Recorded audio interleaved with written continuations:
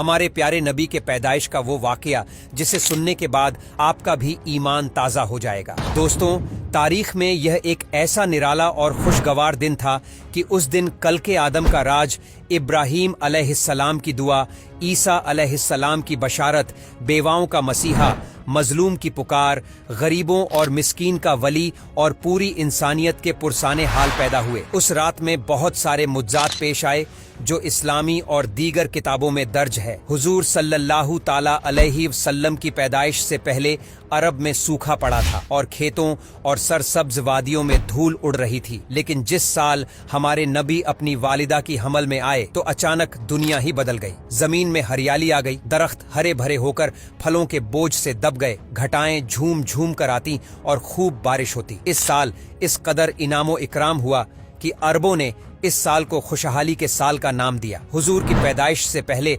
अरबों के नजूमी में किसी बड़ी शख्सियत की पैदाइश का चर्चा आम था और अहले किताब भी अपनी किताब में जिस आखिरी नबी को पैदाइश के बारे में पढ़ते आए थे, उन्हें एहसास हो गया था कि उस नबी की आमद का वक्त करीब आ चुका है। लिहाजा हस्सान बिन साबिर, जो अरब के मशहूर शायर थे, वो फरमाते हैं कि वो 7 साल के थे और मदीने में रहते थे। एक दिन अचानक उन्होंने एक यहूदी को एक बुलंद मुकाम पर चीखते हुए सुना। वो कह रहा था कि अय यहूदियों, आज रात अहमद का सितारा चमक उठा है जिसमें वो पैदा होगा। इस तरह के कई सारे वाक़ियात अरबों की किताबों में मिलते हैं, जिससे पता चलता है कि हुजूर की पैदाइश के साल ही लोगों को ये इल्म हो गया था कि उस अजीम हस्ती की आमद बहुत करीब है जो दुनिया की तारीख को बदल कर रख देंगे। नबी सल्लल्लाहु अलैहि वसल्लम की वालिदा ने आपकी पैदाइश के वक्त एक ख्वाब देखा कि उनमें से एक नूर निकला जिससे मुल्क शाम के मोहल्लात रोशन हो गए। लिहाजा जब हुजूर सल्लल्लाहु ताला अलैहि वसल्लम पैदा हुए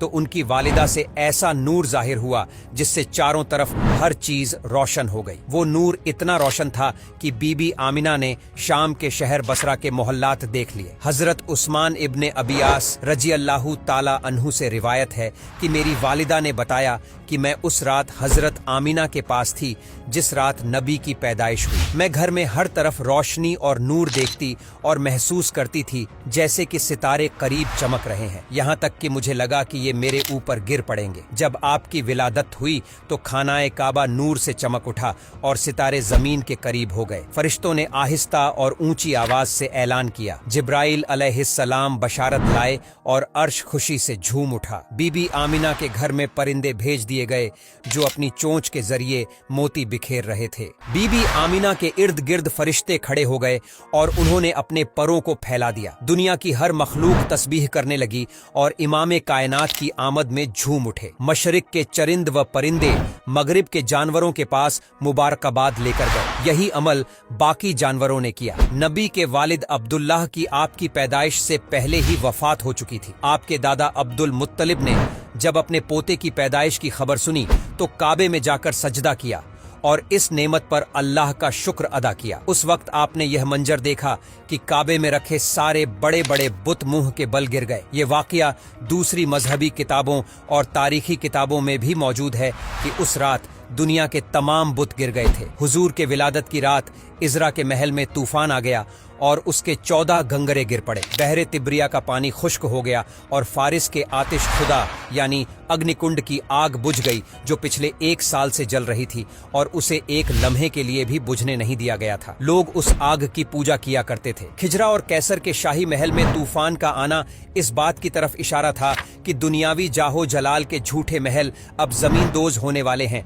और झूठे खुदाओं की अजमत खत्म होने वाली है। जब हुजूर पैदा हुए तो अल्लाह ने आपको पाकीज़ा बदन और कस्तूरी की तरह खुशबूदार, खतना शुदा, चेहरा नूरानी और आंखें सुर्ख थीं। हुजूर की इस दुनिया में आमद के साथ ही कुफ्र और जुल्म के बादल छट गए। आपकी पैदाइश इस दुनिया की तारीख का एक अजीम वाकया है। आप तमाम जहानों के लिए रहमत बनकर आए।